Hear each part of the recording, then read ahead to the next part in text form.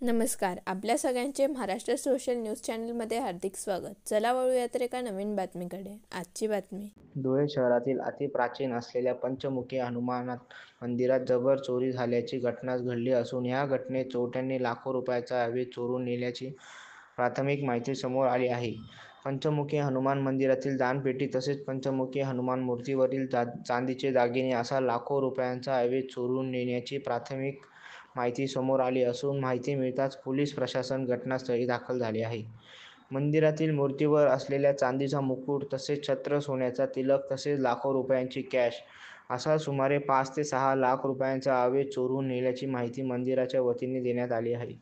या ठिकाणी सीसीटीव्ही कॅमेरे तपासण्यात येत असून तसेच डॉग स्क्वॉडच्या माध्यमातून देखील चोरट्यांचा शोध पोलिसांकडून घेतला जात आहे. या प्रकरणी शहर पोलीस ठाण्यात गुन्हा दाखल करण्याची प्रक्रिया देखील सुरू करण्यात आली आहे. ते काही लोक इथे मंदिराजवळ फिरायला आले असताना त्यांच्या लक्षात आलं की मंदिराचे दरवाजे उघडे आहेत आणि आजूबाजूला ते कुलूप तोडलेले पडलेले होते. त्याच्यावरून त्यांनी गुरुजींना फोन केला की मंदिरात चोरी झालेली दिसते, तर तुम्ही या लवकर. गुरुजी आले असता त्यांनी मध्ये बघितलं सगळं, तर असं लक्षात आलं की एक साधारणतः 2-1 किलोच्या जवळपास चांदीचा छत्र होता देवतेचा आणि एक 800 ग्रामच्या जवळपासचा मुकुट होता आणि साधारणतः 2 तोळ्यांचा सोन्याचा तिलक होता आणि सोबत दानपेटी होती. ती दानपेटी देखील अनेक महिन्यांपासून उघडलेली नव्हती.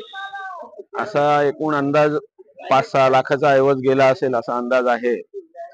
त्याच्यावरून आता डिपार्टमेंटला कळवले असता ताबडतोब डिपार्टमेंट इथे 5च मिनिटात हजर झाले होते आणि आता डॉग स्क्वॉड आणि फॉरेन्सिक वाले पण आले. सीसीटीव्ही कॅमेऱ्यामध्ये चेक केले असता येथे एकच व्यक्ती नदीपात्राकडून येऊन आणि हा सगळा कारस्थान केलेला आहे.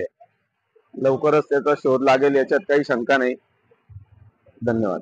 बातमी आवडल्यास चॅनलला लाईक व सबस्क्राईब करा व दररोज अशा नवनवीन बातम्या पाहण्यासाठी चॅनलला फॉलो करा. धन्यवाद.